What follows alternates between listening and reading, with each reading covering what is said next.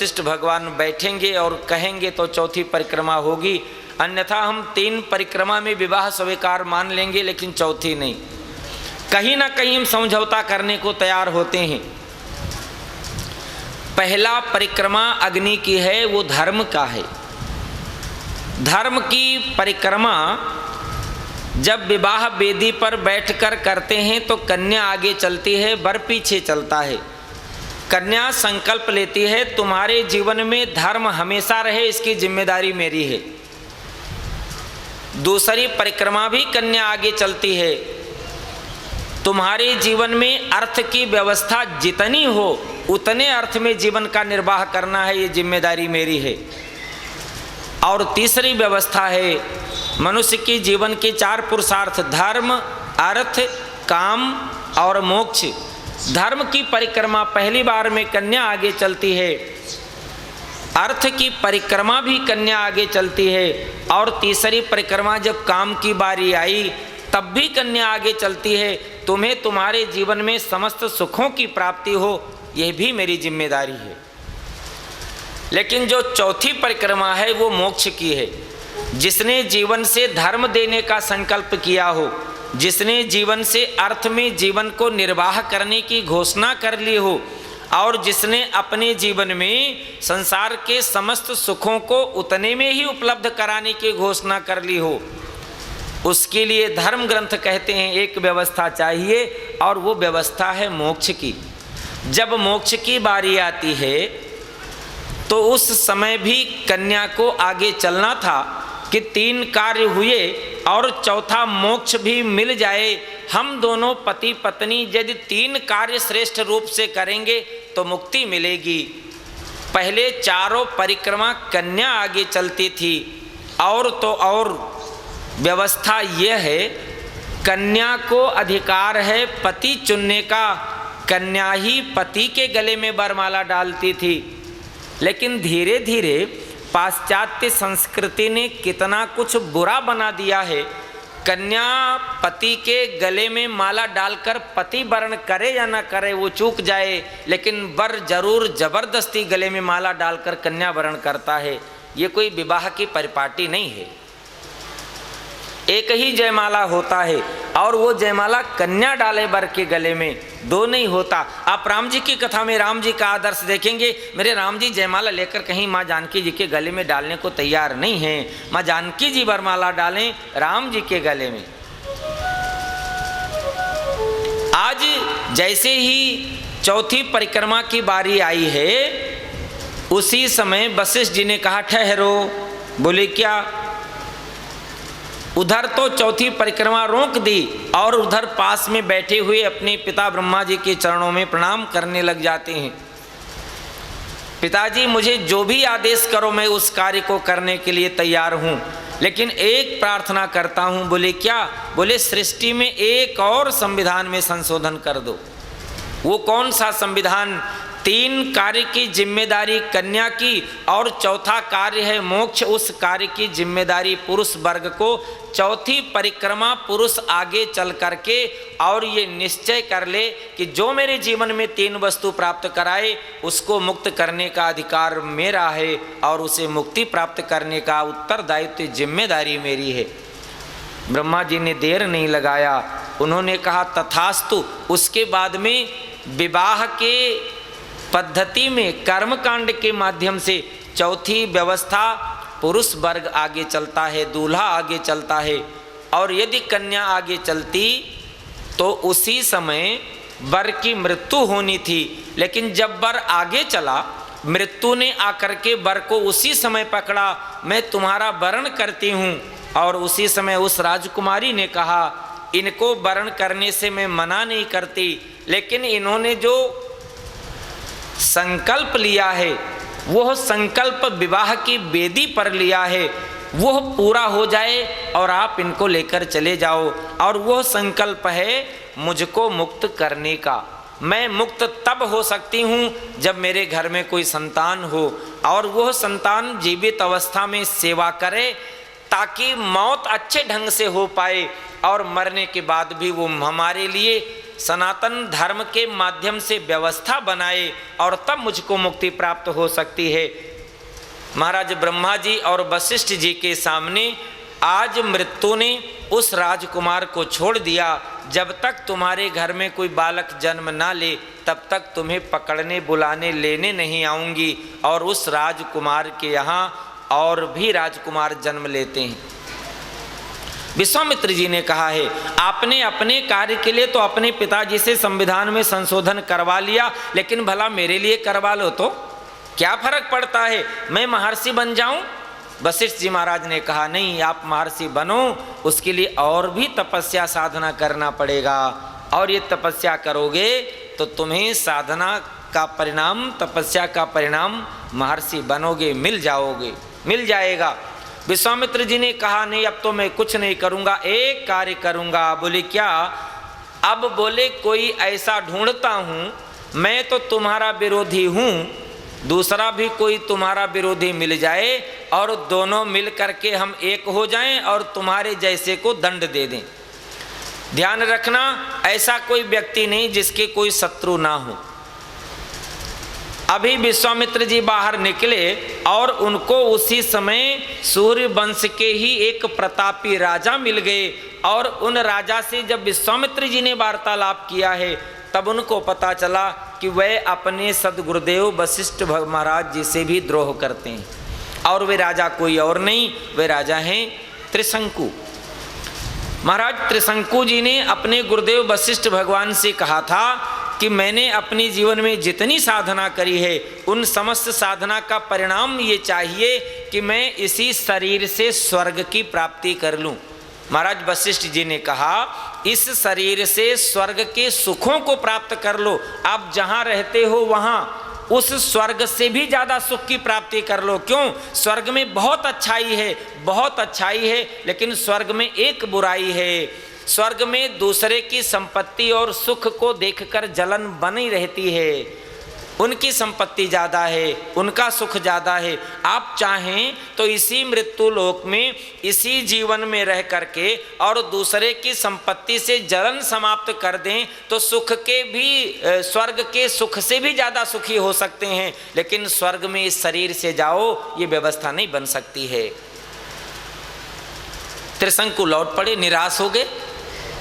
अच्छा, उधर उनको विश्वामित्र जी मिले तो विश्वामित्र जी ने कहा, वशिष्ठ जी ने जो कार्य नहीं किया मैं कर देता हूँ, तपस्या बहुत किया हूँ, अपनी तपस्या के परिणाम से स्वर्ग में जाओ। कहाँ तक जा सकते हो? बोले मैं तो दरवाजे तक जा सकता हूँ। महाराज विश्वामित्र जी ने कहा, अपनी तपस्या के परिणाम से दरवाजे तक जाओ और इसके बाद मैं अपनी तपस्या का परिणाम दूंगा और दरवाजे से अंदर प्रवेश कर जाना।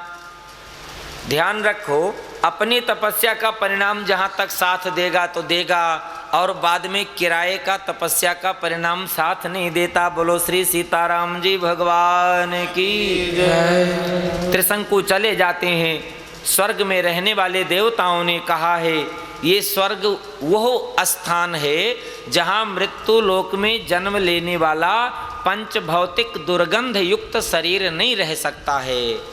और वहाँ से त्रिशंकु को धक्का दिया, नीचे गिरने लगे। अब तो विश्वामित्र जी को याद किया है। विश्वामित्र जी ने एक कार्य किया, अपनी पूरी तपस्या लगाकर पृथ्वी पर गिरने नहीं दिया। ऊपर गए नहीं, नीचे आए नहीं, लटक गए और स्वर्ग की लालच मुँह से लार बनकर बहने लगीं और वो नदी के रूप में परिणित हो जाती हैं। महाराज विश्वामित्र जी ने अपनी तपस्या भी वहाँ समाप्त कर दी, कुछ बता नहीं। अब क्या करें? फिर लौटकर तपस्या करने जाते हैं। बहुत तपस्या करी और अब जब तपस्या करने लगे तो निश्चय कर लिए, अब मैं संसार में कहाँ जाऊँ, किसको मुँह दिखाऊँ? कहीं नहीं जाऊँगा, कुछ नहीं करूँगा। अब तो मैं एक ही जगह पर बैठा रहकर साधना करता रहूँगा जब तक ये शरीर रहेगा। बहुत साधना करी है, बहुत तपस्या करी है। साधना तपस्या जब करी है, और ध्यान रखें साधना तपस्या कब हो सकती है? कहीं ना कहीं किसी संत महापुरुष का संग करोगे तभी साधना बन पाएगी।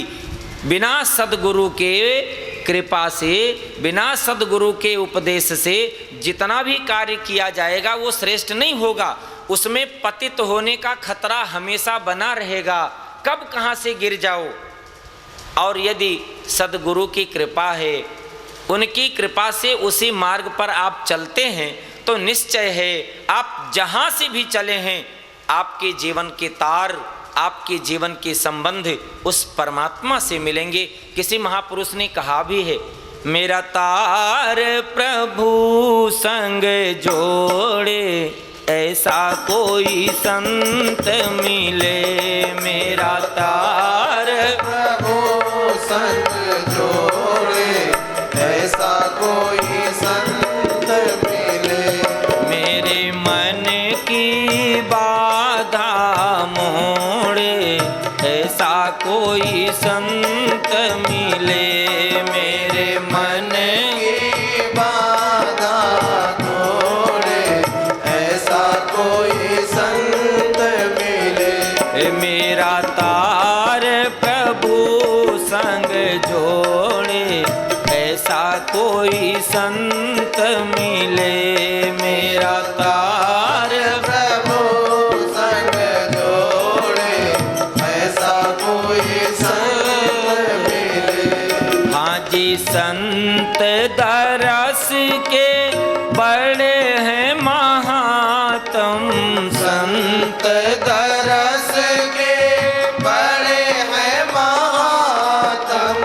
संत दरस के बड़े हैं महात्म। संत दरस के बड़े हैं महात्म।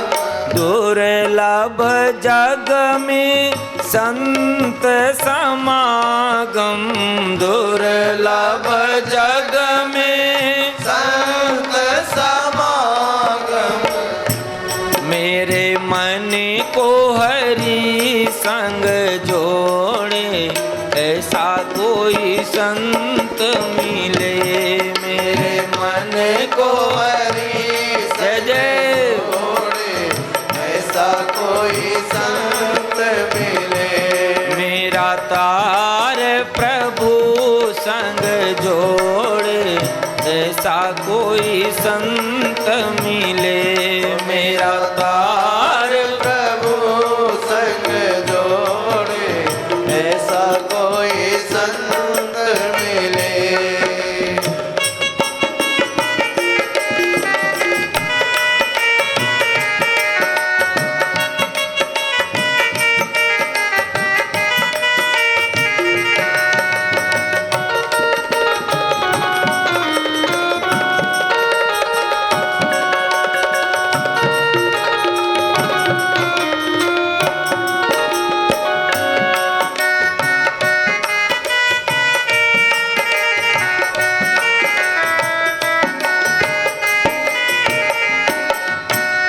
हाँ जी, भटकत भटकत पथ नहीं मिलता, भटकत भटकत पथ नहीं मिलता।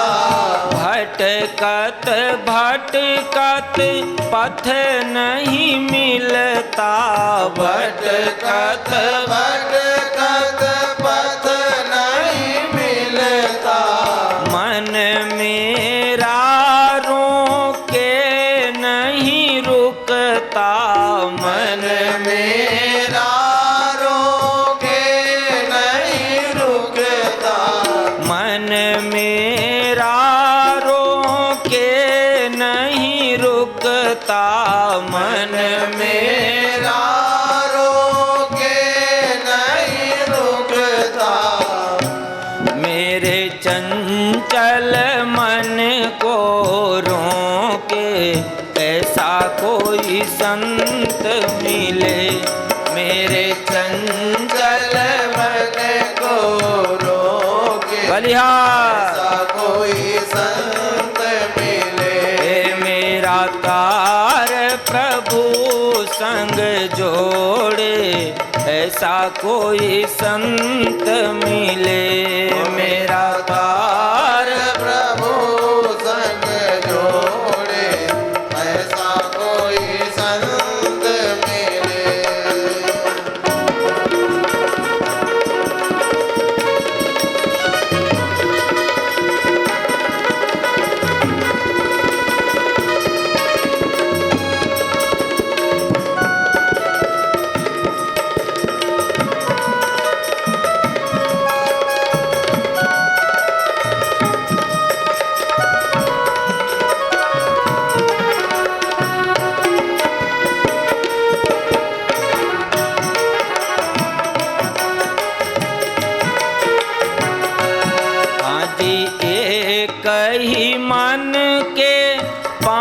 पांच हैं बैरी, एक ही मन के पांच हैं बैरी, एक ही मन के पांच हैं बैरी, एक ही मन के पांच हैं बैरी, पांचों की अब कोई न देरी, पांचों की अब कोई न देरी, पांचों की अब कोई न देरी, पांचों की अब कोई न देरी, मुझे पांच शत्रु ना छेड़े, ऐसा कोई संत मिले, मुझे पांच शत्रु ना घेरे, ऐसा कोई संग मिले, मेरा तार प्रभु संग जोड़े, ऐसा कोई संत मिले, मेरा तार प्रभु संग जय हो। ऐसा कोई संत मिले,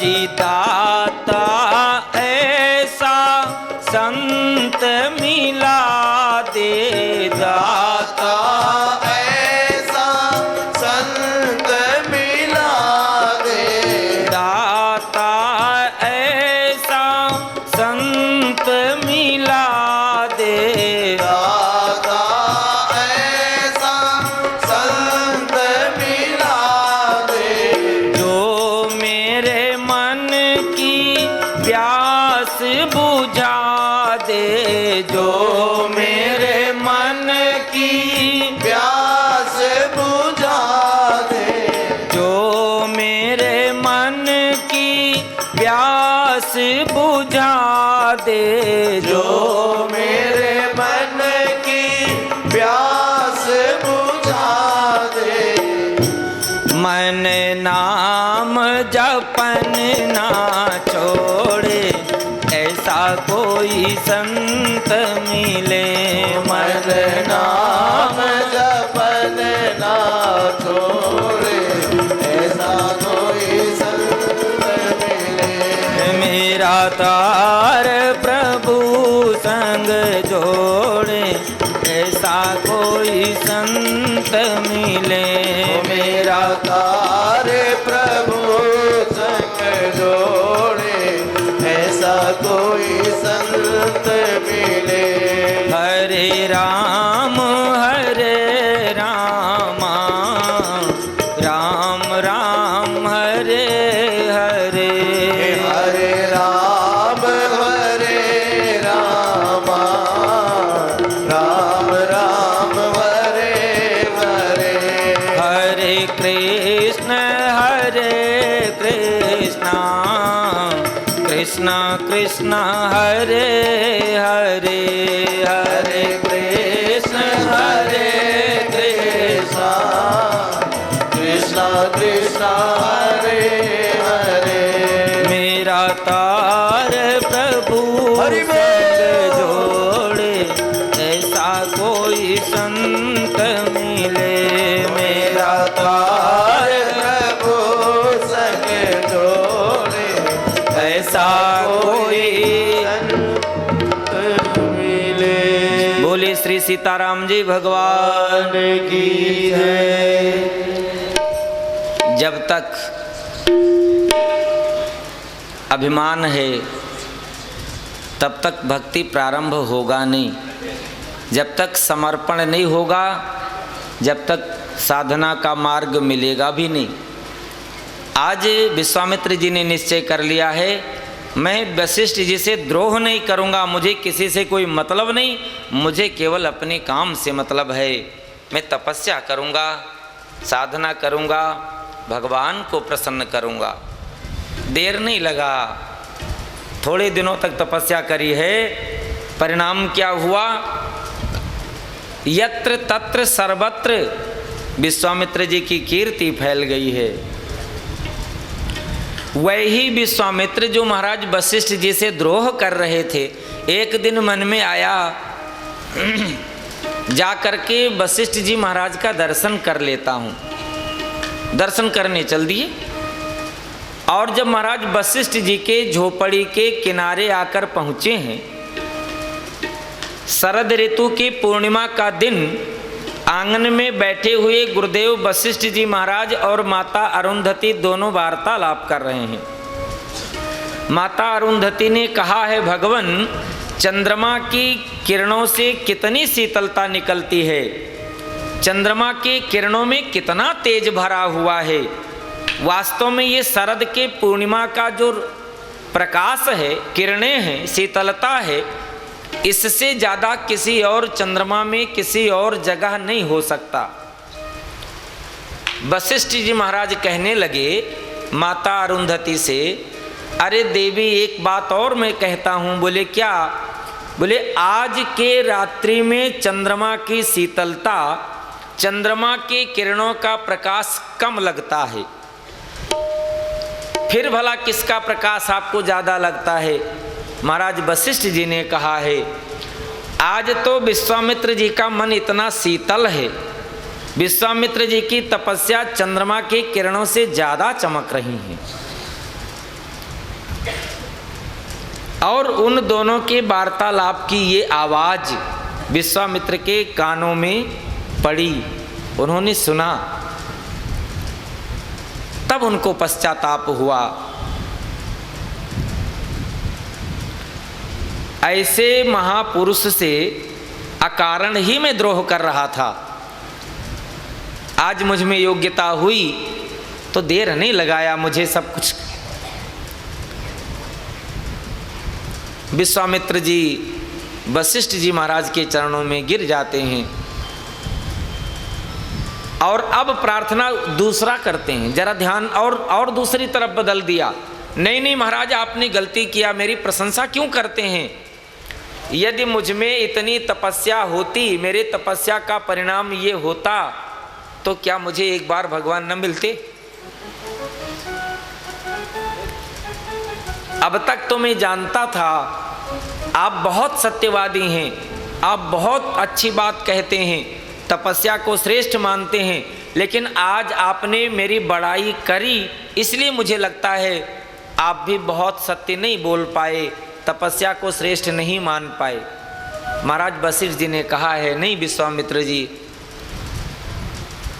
आपको प्रभु राम जी का दर्शन होगा, राम जी मिलेंगे। जितनी आज्ञाओं का पालन राम जी मेरा नहीं करेंगे, उससे ज़्यादा आज्ञाओं का पालन राम जी आपके आज्ञा का पालन करेंगे। लेकिन समय का इंतज़ार करना पड़ेगा, प्रतीक्षा करना पड़ेगा, और आप इंतज़ार करो, प्रतीक्षा करो। उसके लिए मैं तुम्हें जगह बता देता हूँ, जहाँ अयोध्या की सीमा समाप्त होती है, जनकपुर की सीमा प्रारंभ होती है। ऐसे स्थान पर एक नहीं, दो नहीं, अनेकों महापुरुषों ने अपने स्थान को बनाया हुआ है, अपने रहने के लिए स्थान चुना है। आप भी ऐसे ही सीमाओं पर जाकर के रहना प्रारंभ कर दो, और जिस जगह के लिए मैं तुम्हें भेजता हूँ वो जगह बहुत शुद्ध है। वहाँ जब रहोगे, जिस दिन भगवान से मिलने का समय होगा, वहाँ की एक एक परमाणु तुम्हें कह देगी, एक एक पत्ता, एक एक तृण, एक एक घास, एक एक कण बोल पड़ेगा, अब यहाँ से निकलो और जाकर राम जी का दर्शन कर लो। विश्वामित्र जी ने गुरुदेव वशिष्ठ जी को वंदन किया और जाकर के उसी जगह पर रहना प्रारंभ कर दिया है। समय बीता है और जब आश्रम के एक एक कण, एक एक तृण बोलने लग जाते हैं, अयोध्या चक्रवर्ती सम्राट महाराज दशरथ जी के यहाँ राम जी ने अवतार ले लिया है और तुम जंगल में रहकर इस आश्रम में निशाचरों से क्यों डरते हो, क्यों नहीं राम जी से मिलते हो, राम जी का दर्शन करते हो। तब बाबा गोस्वामी जी की लेखनी कहती है, विश्वामित्र महामुनि ज्ञानी बसहि विपिन शुभ आश्रम जानी। विश्वामित्र महामुनि ज्ञानी बसहि विपिन शुभ आश्रम जानी। गाधि तनय मन चिंता व्यापी हरि बिन मरहि नारि सचर पापी। दो चीजें हैं, आप भगवान का चिंतन करो, आपका चिंता भगवान करेंगे। आप संसार का चिंता करो, संसार का चिंता करोगे। धर्म ग्रंथों के माध्यम से महापुरुषों ने एक बात बताई है, संसार में जीने वाले लोगों ध्यान से सुन लो, मरे हुए को चिता जलाती है और जिंदा को चिंता जलाती है। मरने के बाद चिता ही अपनी गोद में रखती है और जिंदा रहने पर चिंता अपनी गोद में रखती है। ध्यान रखना, यदि जीवित अवस्था में जलना है तो चिंता की गोद में बैठ जाओ, अन्यथा परमात्मा की गोद में बैठना है तो चिंतन की गोद में बैठ जाओ, चिंतन करने लग जाओ। विश्वामित्र जी महाराज ने चिंता किया है, गाधि तने मन चिंता व्यापी। लेकिन जैसे ही चिंता मन में आया है उस समय स्मरण किसको किया है? गुरुदेव वशिष्ठ भगवान को स्मरण किसको किया है? परात पर ब्रह्म मर्यादा पुरुषोत्तम प्रभु राम जी को। और चल पड़े कहाँ? श्रीधाम अयोध्या चक्रवर्ती सम्राट महाराज दशरथ जी के यहाँ आए हैं। श्री सरजू जी में स्नान किया है, अपने समस्त बंधन पूजन से निवृत्ति प्राप्त की है।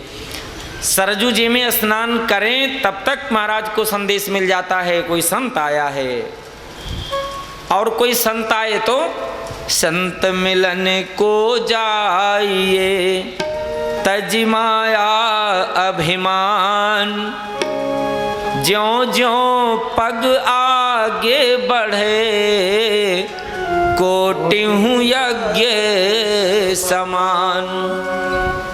महाभारत की एक घटना है, जब धर्मराज युधिष्ठिर ने यज्ञ किया और द्वापर तक ये व्यवस्था थी, जब भी किसी का यज्ञ पूर्ण होता तो यज्ञ में पहले एक घंटा बांध दिया जाता था। यज्ञ की पूर्णता पर घंटा स्वतः बजने लगता था।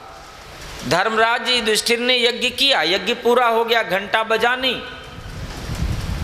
सब निराश उदास भगवान श्री कृष्ण के पास जाकर के प्रार्थना करने लगे, भगवान कौन सा अपराध हुआ, मेरा यज्ञ नहीं पूरा हुआ क्या? भगवान ने कहा है धर्मराज से, राजन कोई गलती हुई होगी, कोई ना कोई व्यक्ति भूखा पड़ा होगा। सबसे बड़ा यज्ञ है स्वाहा और उससे भी बड़ा यज्ञ है आहा। बोलो श्री सीताराम जी भगवान की जय। अग्नि में आहुति यज्ञ है, लेकिन उससे बड़ी आहुति है कोई ना कोई व्यक्ति भूखा बैठा होगा, यज्ञ कैसे पूरा हो जाएगा? लगे ढूंढने, चारों तरफ दूर दूर तक ढूंढा गया। यमुना जी के रेत में एक बाबा जी लंगोटी लगाए लेटे हुए। अरे अरे महाराज जी आपने कुछ प्रसाद लिया? नहीं। अच्छा आप एक कृपा करें, क्या चल के मेरे यज्ञ में प्रसाद ग्रहण कर लें? बाबा जी ने कहा क्यों, आपकी घंटे नहीं बज रही इसलिए? आज तक आपको याद नहीं आया था घंटा नहीं बज रहा इसलिए बाबा जी प्रसादी ले लें? बहुत बड़ी बात है। हमें हमारे जीवन में जब बहुत आवश्यकता होती है तो उसी वस्तु को ढूंढते हैं, क्यों ना पहले से ऐसी कोई व्यवस्था हो। महाराज जी तैयार हो गए, बोले चलूंगा तो सही लेकिन दक्षिणा पहले लूंगा। बोलो श्री सीताराम जी भगवान। बोले पहले दक्षिणा? बोले हाँ। धर्मराज युधिष्ठिर ने कहा भगवान बोलो क्या दे दूं? कहने लगे मुझे लेकर चलना है तो 100 यज्ञ का परिणाम मुझे दे दो। महाराज 100 यज्ञ? बोले हाँ। बोले ये पहला यज्ञ है जो कर रहा हूं, और घंटा नहीं बजा, पूरा हुआ नहीं, 100 का